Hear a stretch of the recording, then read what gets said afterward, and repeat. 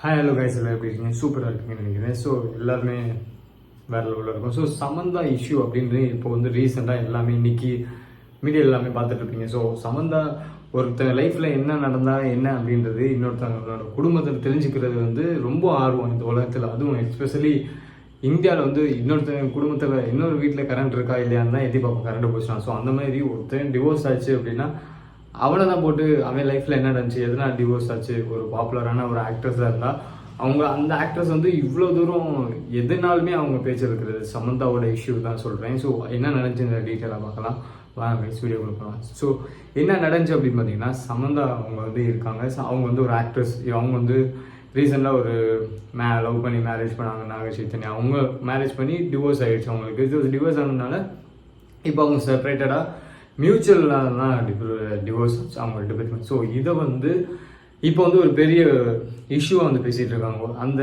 Telugu minister வந்து வந்திருப்பேன் கொண்டாரக்கா, அவங்க பேர் கரெக்டாக தெரியல, நான் கீழே போடுறேன்.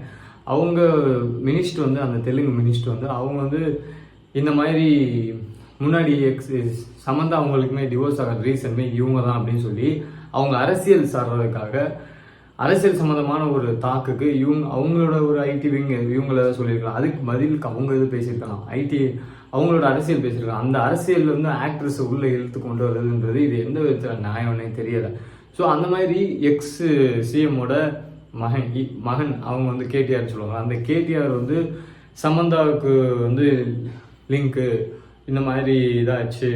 அதுக்காக தான் அவர் இன்னைக்கு கூட பார்த்துருப்பீங்க, அந்த நாக சைத்தன்யா அவர் வந்து ஒரு வீடியோ போட்டிருப்பாரு அவங்க சமந்தாவோட மாமனார். ஸோ அவர் வந்து வீடியோ போட்டிருப்பாரு, இந்த மாதிரி நீங்கள் ஒரு பேசுகிறது தப்பு, ஒரு கரெக்டான ஸ்டேட்மெண்ட் தெரியாமல் இந்த மாதிரி நீங்கள் பேசுகிறது தப்புன்னு சொல்லி ஒரு ட்வீட்மே பண்ணியிருப்பாரு, கண்டனம் பண்ணியிருப்பாங்க. அந்த அந்த தெலுங்கு ஸ்டேட் எல்லா ஹீரோஸுமே சேர்ந்துமே அவங்க வந்து ஒரு இதே பண்ணியிருக்காங்க. நீங்கள் எப்படி இப்படி பேச போச்சு, இந்த ஒரு ஆக்ட்ரஸ்லாம் நீங்கள் எதுனாலும் பேசலாமா, ஒரு ஃபீமேல் ஆக்ட்ரஸ் அப்படி பேசலாமான்னு சொல்லி ஒன்றா நிற்கிறாங்க அங்கே. ஸோ அதே மாதிரி தான் அந்த மினிஸ்டர் வந்து அந்த சிஎம், அந்த எக்ஸ் சிஎம்மோட மகன் அவங்க கேடிஆர் அவங்க இந்த மாதிரி சம்பந்தாவை கூப்பிட்டாங்க. ஸோ அந்த மாதிரி ஒரு சொல்லமாக ஒரு கேவலமான வார்த்தைகள்லாம் சொல்லி, ஆக்சுவலி இது சொல்கிறது வந்து ஒரு ஃபீமேல் மினிஸ்டர். ஸோ அங்கே தான் நமக்கு எல்லாமே ஒரு ஷாக்கிங்.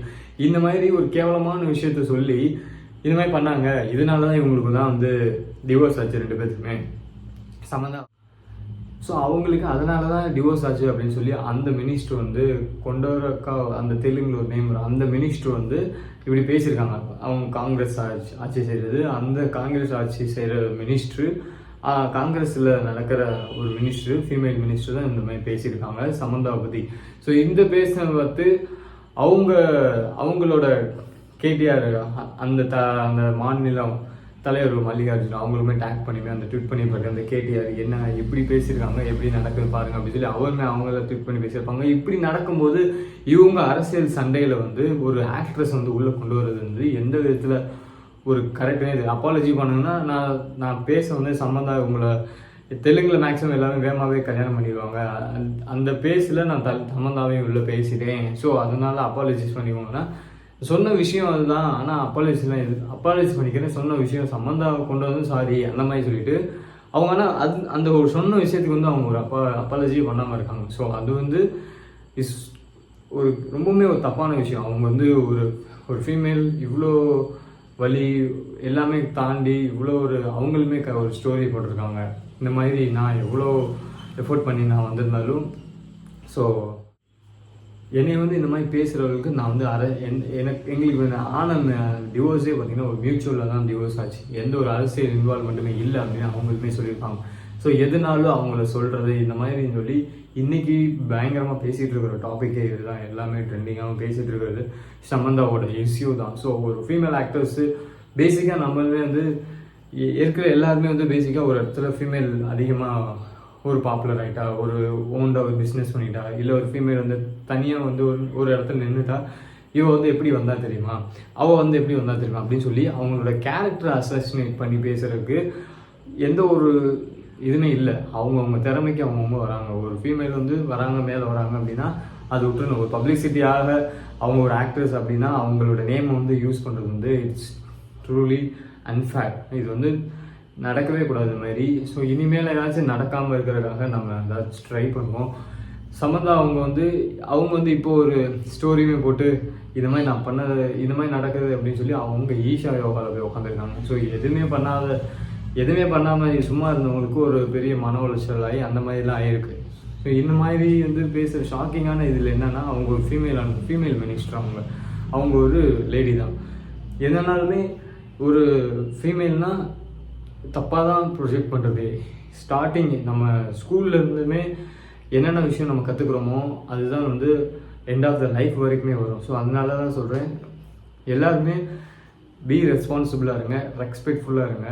எந்த ஒரு விஷயமே அவனோட டேலண்ட்டு. இப்போ தன்னோட அப்பாவுக்கு சொத்து இருந்துக்கு மகன் அனுபவிக்க மாட்டான்னா கண்டிப்பாக அனுபவிப்பான். தன்னோட அப்பா பெரிய ஆள், நான் வந்து உழைச்சி தான் நிற்பேன் அப்படின்னா யாருமே கிடையாது. இன்னொருத்தவங்க அவனை பார்த்து பொறாமப்படலாம், இன்னொருத்தவங்க காசு இல்லாமல் இருக்கலாம். ஸோ அந்த மாதிரி தான் அவங்க அப்பாட்ட இருக்கு, அவங்க அனுபவிக்கிறாங்க. ஸோ அதை பற்றி நீ ஏன் பொறாமப்படுற? ஓ லைஃப் என்ன, அதை பாரு. இவங்க ரெண்டு பேத்துக்குமே டிவோர்ஸ் நடந்துச்சுன்னு சொல்லி நாக சைத்தன்யா அவங்க சம்மந்தாவையும் இதனால தான் டிவோர்ஸ் நடந்துச்சு அப்படின்னு சொல்லி அவங்களுமே ட்விட் பண்ணியிருப்பாங்க. அவங்க மாமனார் அவங்க அப்பா அவங்களுமே ட்விட் பண்ணியிருப்பாரு. இவங்க ரெண்டு பேருமே மியூச்சுவலாக தான் டிவோர்ஸ் ஆகலாம் அப்படின்னு சொல்லி இவங்க ட்விட் பண்ணியிருப்பாங்க. ஸோ இந்த மாதிரி அடுத்த லைஃப்பில் என்ன நடக்குதுன்றது நமக்கு எதுக்கு? அவனோட ஒரு ப்ராஃபிட். இப்போ ஒரு ஆளுக்கு இன்னொரு ஆளுக்கு சண்டைனா டேரெக்டாக அவனுக்கு மட்டும் சண்டை போடுங்க. அதை விட்டுப்பட்டு நடுவில் ஒரு ஃப்ரேம் ஆகிறதுக்காக நடுவில் ஒரு ஆளை தூக்கி உள்ளே போட்டு அவங்கள பேசி ஒரு பயங்கரமாக வைரல் ஆகிற இந்த ரீசன் வந்து டோட்டலி இது வந்து ஒரு கேவலமான விஷயம் தான். அதுவுமே ஒரு ஒரு ஃபீமேல்னாலே எல்லாருமே ஒரு அந்த மாதிரி ஒரு மைண்ட் செட் வச்சுக்கிறாங்க. ஸோ அந்த ஒரு மைண்ட் செட் வந்து இன்னையிலேருந்தாச்சும் தூக்கி போடுங்க. எல்லாருமே டேலண்ட் இருக்கிறவன் உழைக்க தான் செய்வான். இல்லை ஒரு ஆம்பளை பையன் லேட்டாக வேலைக்கு போயிட்டு லேட்டாக வந்தானா அது மட்டும் வேலைக்கு போயிட்டு வரான்னு அர்த்தம். அதே ஒரு ஃபீமேல் லேட்டாக வந்துச்சு அப்படின்னா அந்த வந்து வேறு மாதிரி ப்ரொஜெக்ட் பண்ணுறாங்க. ஸோ இந்த மாதிரி எண்ணங்கள்லாம் ஸ்டார்டிங்லேருந்து நம்மளே, அதாவது ஃபஸ்ட்டு நம்மகிட்டருந்து அந்த சேஞ்ச் வந்தால் மட்டும்தான் அந்த வேர்ல்டில் வந்து சேஞ்ச் வரும். ஸோ அதனால தான் சொல்கிறேன், பார்க்குற வியூவர்ஸ் எல்லாருமே யாருமே தப்பாக பேசுறதுக்கு இங்கே ரைட்ஸே கிடையாது. ஒருத்தன் டிவோர்ஸ் வாங்கிட்டான், ஒருத்தன் டிவோர்ஸ் அப்ளை பண்ணிட்டான், பிரிஞ்சுட்டாங்க அப்படின்னா அது அவனோட லைஃபு. அவன் என்னமோ பண்ணிட்டு போகிறான். அவனுக்கு பிடிக்கல வாழலை, பிடிச்சிருக்கு வாழ்கிறான். அது உனக்கு தேவையில்லை. யாராக இருந்தாலுமே சொல்கிறேன், அவனுக்கு அவன் விஷயத்தை அவன் குடும்ப விஷயத்தை அவன் மட்டும் பார்க்கட்டும். இன்னொருத்தவங்க தேவையில்லாம் வந்து மூக்க நுழைக்க வேணாம். அவங்கவுங்களோட விஷயம் என்னென்ன பண்ணணுன்றது அவங்கவுங்களுக்கு தெரியும். அவன் டிவோர்ஸ் ஆகிட்டா இதனால தான் டிவோர்ஸ் ஆச்சு, எதுக்கு நமக்கு ஒரு சாரி அப்படின்னு தெரியாது அப்படின்னு சொல்லிட்டு போக வேண்டியது. எதுக்கு தேவையில்லாமல் இன்னொரு விஷயத்த கொண்டு வந்து இதனால அப்படி நடந்துச்சு அப்படின்னு சொல்லி சுற்றி இருக்கிற எல்லாருமே ஒரு அஃபெக்ட் பண்ணுறாங்க. ஸோ அதுதான் சொல்கிறேன், இந்த விஷயத்த இன்னையிலேருந்தாச்சும் எல்லாமே சேஞ்ச் பண்ணுவோம். ஸோ சமந்தா அவங்களோட இஷ்யூ வந்து இதான் நடந்துருச்சு. அந்த மினிஸ்டர் இந்த மாதிரி பேசினது, சமந்தா அவங்களுக்கு எந்த நாளுமே அந்த ஒரு உமன் வந்து இந்த மாதிரி தான் எல்லோரும் பேசுகிறாங்க. ஸோ இது அவங்களுக்கு மட்டும் இல்லை, இனிமேல் எல்லாருக்குமே இன்னையிலேருந்து அதை தவிர்க்க பார்ப்போம். So change your self first. நீங்கள் சேஞ்ச் ஆனீங்கன்னா எல்லாருமே சேஞ்ச் ஆயிரும். இந்த மாதிரி டெய்லி வீடியோஸ் வந்துடும். நம்ம சேனல் சப்ஸ்கிரைப் பண்ணி வச்சுக்கோங்க.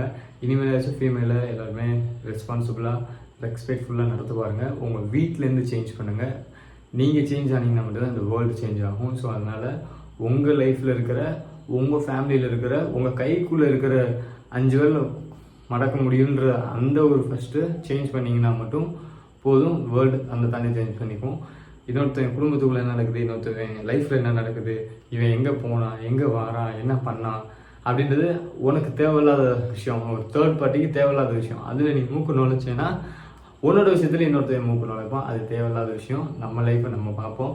நமக்காக ஒரு லைஃப் இருக்குது, நமக்காக ஒரு இடம் இருக்குது, நமக்காக ஒரு வேலை இருக்கும். அதை மட்டும் பார்க்கணும், அதை மட்டும்தான் போகணும். இன்னொருத்தர் லைஃப்பை இன்னொருத்தர் பார்த்துட்டு போயிட்டே இருப்பான். ஸோ இன்னும் இருந்தாச்சும் இந்த உமனுக்கு நடக்கிற இந்த மாதிரி ஒரு பேடான ஒப்பீனியன்ஸை சேஞ்ச் பண்ணுவோம் எல்லோரும். Bye guys.